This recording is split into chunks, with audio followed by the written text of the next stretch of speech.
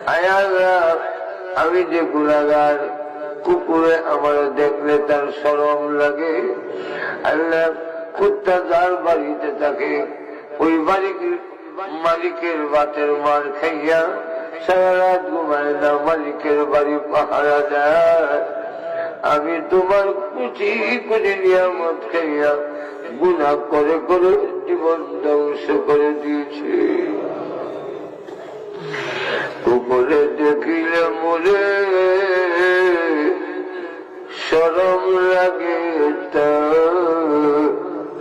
কোন গুনাহ রাখে না সে, আমি গুনাহগার। আল্লাহ, ফরিয়াদে আসিয়াছি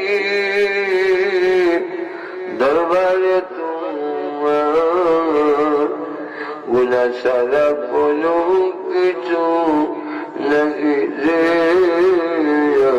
আমরা। যদিও গুনাহে ডুবা